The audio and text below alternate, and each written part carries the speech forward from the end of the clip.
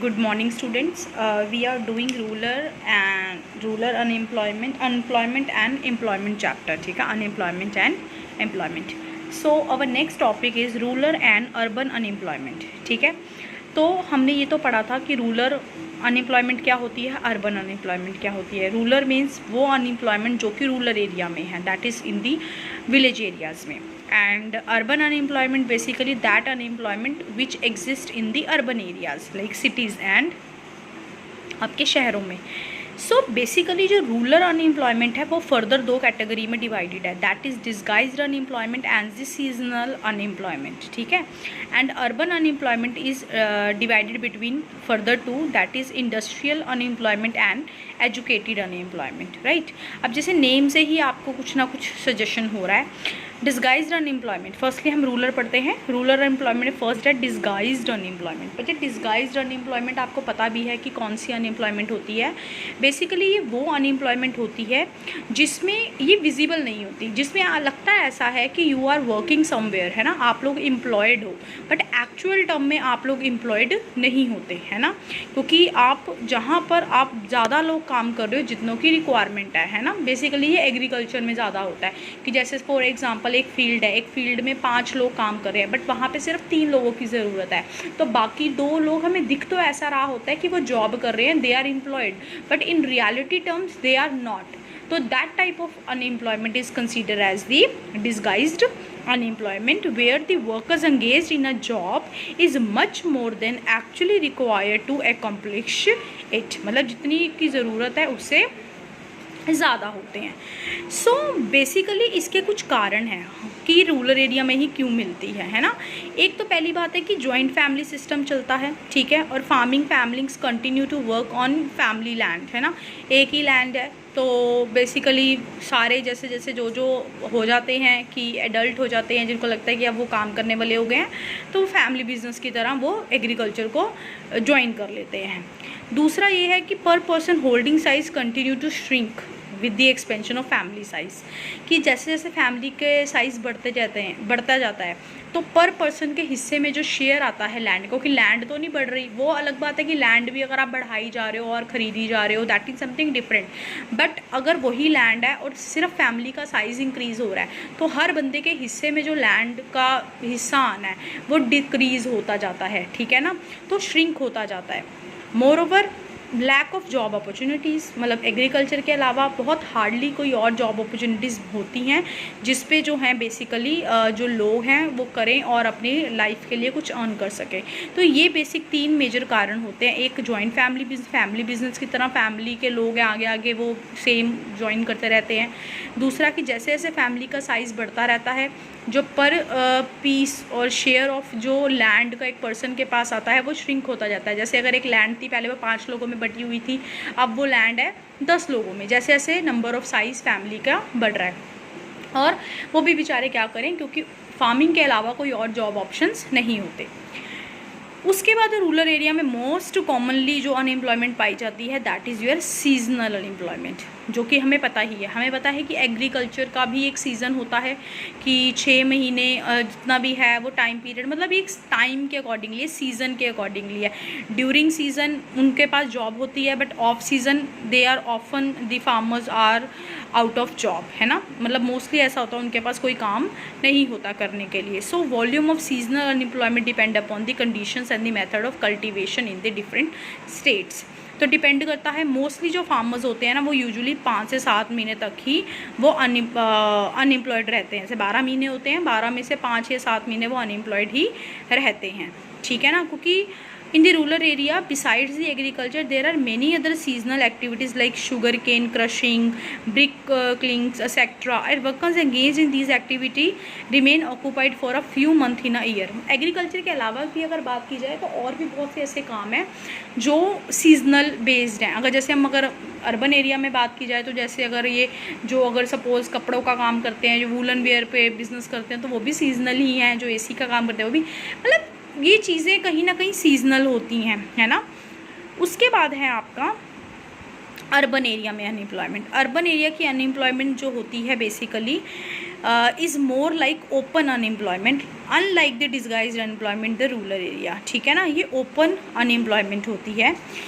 इसकी जो basic categories थी that is industrial unemployment and the educated unemployment. Industrial unemployment is related with the industry sides, like इसमें वो लोग होते हैं जो इलिटरेट पर्सन्स होते हैं who are willing to work in industries, mining, transport, trade, construction activity, like labour वगैरह, जो पढ़े लिखे नहीं होते, इलिटरेट होते हैं, वो बेसिकली इसके अंदर आते हैं इंडस्ट्रियल अनएम्प्लॉयमेंट में। और ये बहुत मिलती है लेबर बेसिकली जो है आपके अर्बन एरियाज़ में। फर्स्ट इसके कारण यही है कि rapid rise in the population over time, कि पॉपुलेशन इतनी तेज़ी से बढ़ रही है कि अगर जॉब अपॉर्चुनिटीज़ जितनी मर्जी वो निकालें या सप्लाई करें जॉब अपॉर्चुनिटी, पर जो लेबर की सप्लाई है वो उससे कई गुना तेज़ी से इंक्रीज़ होती है। दूसरा, concentration of industry in the urban areas. अब जो अर्बन एरिया की जो इंडस्ट्रीज़ हैं वो कह रहे हैं कि नो डाउट काफ़ी लोग ऐसे हैं जो रूरल एरिया से अर्बन एरिया में माइग्रेट होते हैं for the search of job, लेकिन इंडस्ट्रियल जो एक्सपेंशन है has not been so significant as to offer gainful employment to all the migrants. कि वही अगेन बात आ गई कहीं ना कहीं पॉपुलेशन से रिलेटेड, कि रूरल एरिया से अर्बन एरिया में बहुत तेज़ी से लोग शिफ्ट कर रहे हैं, माइग्रेट कर रहे हैं in the search of job, जो लेबर आपको पता है आती है, लेकिन इंडस्ट्री सेक्टर में भी जॉब्स इतनी जल्दी और इतनी फ्रिक्वेंटली इंक्रीज़ नहीं होती कि वो सारे ही माइग्रेटेड लोगों को जॉब प्रोवाइड कर सकें, ठीक है। और ये बात सच है कि industrial unemployment occur a spill over of the rural unemployment, कि जो अर्बन एरिया में अनएम्प्लॉयमेंट आती है वो कहीं ना कहीं रूरल अनएम्प्लॉयमेंट ही उसकी जड़ है, कि अगर रूरल एरिया में अनएम्प्लॉयमेंट है तो लोग एम्प्लॉयमेंट के ऑप्शन के लिए वो अर्बन एरिया में मूव करते हैं और कहीं ना कहीं उनको वहाँ भी जॉब नहीं मिलती तो वो अनएम्प्लॉयड कंसीडर किए जाते हैं। Moreover in the industries in the India are relying more on the labour saving western technology, वही लेबर इंटेंसिव टेक्निक नहीं, कैपिटल इंटेंसिव टेक्निक को कहीं ना कहीं वो ज़्यादा फॉलो करते हैं, जिसकी ये भी एक कारण है कि वहाँ पर लेबर्स को इतनी ज़्यादा जॉब अपॉर्चुनिटीज़ नहीं जो है जनरेट होती। उसके बाद एजुकेटेड अनएम्प्लॉयमेंट, वही अनएम्प्लॉयमेंट आती है, बेसिकली ये वो अनएम्प्लॉयमेंट है जो पढ़े लिखे लोगों के बीच में होती हैं, कि वो ये spread across all the part of country, कि लोग पढ़े लिखे हैं बट फिर भी उनको जॉब नहीं मिलती। तो इसके भी कुछ कारण हैं डेफिनेटली। इसके कारण तो पहले यही है, एक तो है amount of expansion of educational institutions, की एजुकेशनल इंस्टीट्यूशन इतने ज़्यादा हो गए हैं कि लोग एजुकेट तो हो जाते हैं, एजुकेटेड हो जाते हैं, डिग्री उनके पास आ जाती है, पर जिस हिसाब से एजुकेशन के इंस्टीट्यूशंस इंक्रीज़ हुए हैं उस अकॉर्डिंगली जॉब अपॉर्चुनिटीज़ इंक्रीज़ नहीं हुई। दूसरी बात कि जो हमारा एजुकेशन का सिस्टम है that is degree oriented not the job oriented. वो हमें डिग्री और नंबरों को सिखाता है लेना, बट कोई स्किल और वोकेशनल एजुकेशन पे स्ट्रेस नहीं देता, जिसकी वजह से हम लोग पढ़ लिख जाते हैं लेकिन हम प्रैक्टिकल नॉलेज नहीं सीख पाते, तो जिसकी जो भी एक लैक बनता है कि हाँ एजुकेटेड होने के बाद भी हम इतने ज़्यादा अर्निंग हैंड नहीं बन पाते।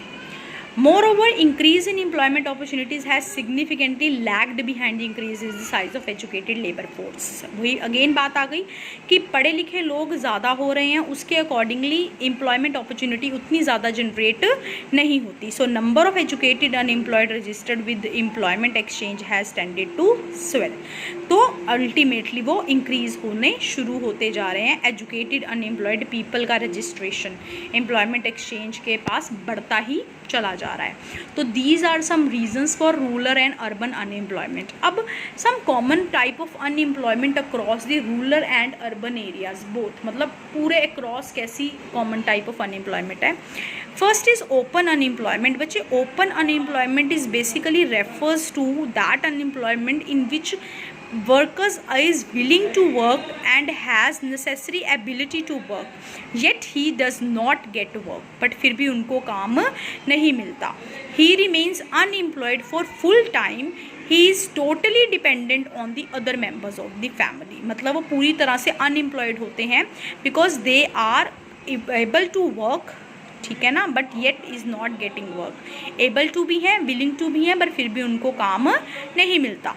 Now structural unemployment. अब आपकी जो स्ट्रक्चरल अनएम्प्लॉयमेंट है that is unemployment is related with the change in the structure of the economy.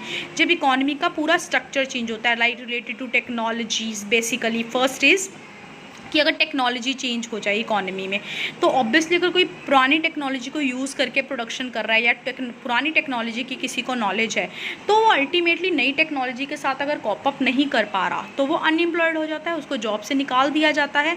और दूसरा, अगर मार्केट में लोगों का डिमांड पैटर्न ही चेंज हो जाए, अब उनका टेस्ट एंड प्रेफरेंसेस ही चेंज हो जाए, सो इंडस्ट्रीज़ उसकी वजह से क्लोज हो जाती हैं, वर्क थ्रोन आउट। बेसिकली ये दोनों ही कहीं ना कहीं ह्यूमन बींग से है कि अगर टेक्नोलॉजी चेंज हो जाए, लोगों का टेस्ट प्रेफरेंसेस चेंज हो जाए, तो जो पुरानी टेक्नोलॉजी से काम होता है या फिर अगर पुराने कोई गुड्स बनते हैं जो अब मार्केट में उनकी डिमांड नहीं है, तो इंडस्ट्रीज़ बंद हो जाती हैं, तो उन चक्कर में लोगों को जॉब से निकाल दिया जाता है। तो दैट काइंड ऑफ अनएम्प्लॉयमेंट जो अकर होती है उसको बोलते हैं हम स्ट्रक्चरल अनएम्प्लॉयमेंट, जो स्ट्रक्चर के चेंज की वजह से होती है। उसके बाद हमारी है under unemployment. It is a situation where worker does not get full time job. जैसे सपोज वो 8 घंटे काम कर सकता है बट फिर भी उसको काम जो है पूरे टाइम के लिए नहीं मिला, मतलब वो 6 महीने कर रहा है, 6 महीने अनएम्प्लॉयड है, तो that is basically under employment. मतलब एम्प्लॉयड है लेकिन अंडर है, मतलब वो अपनी पूरी कैपेसिटी और कैपेबिलिटी को यूटिलाइज नहीं कर पा रहा, ठीक है ना। सो बेसिकली अगर हम इसमें बात करें, वो ये है कि नेशनल सैम्पल सर्वे है, उसने ये बात बताया कि a person is categorized as extremely under employed if he work only up to 28 hours a week.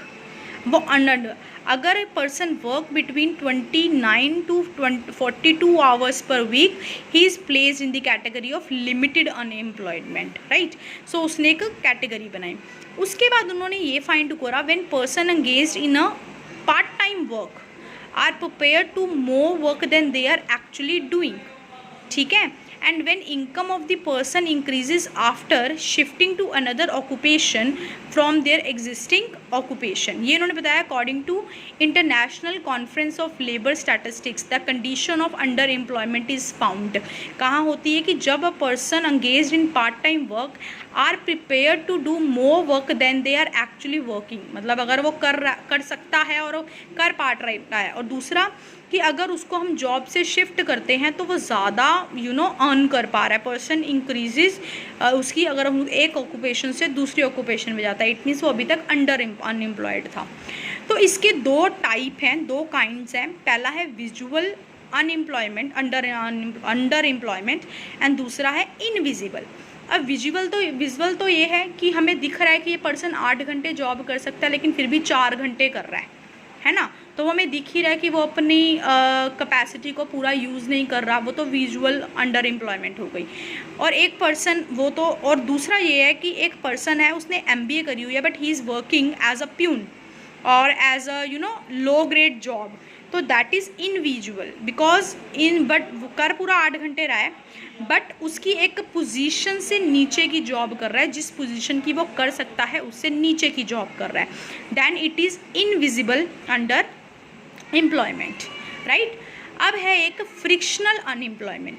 अब फ्रिक्शनल अनएम्प्लॉयमेंट होती है बेसिकली बच्चे जो occur due to imperfection in the mobility of labour across the different occupation, like if one wishes to move from one job to another job and कुछ time period के लिए वो unemployed रहता है फॉर सम टाइम, तो that is basically consider as frictional unemployment. जैसे working ladies getting married may decide to remain out of job for a couple of weeks and month and this is called frictional unemployment, like कुछ time के लिए अगर वो अपनी job से दूर रहते हैं।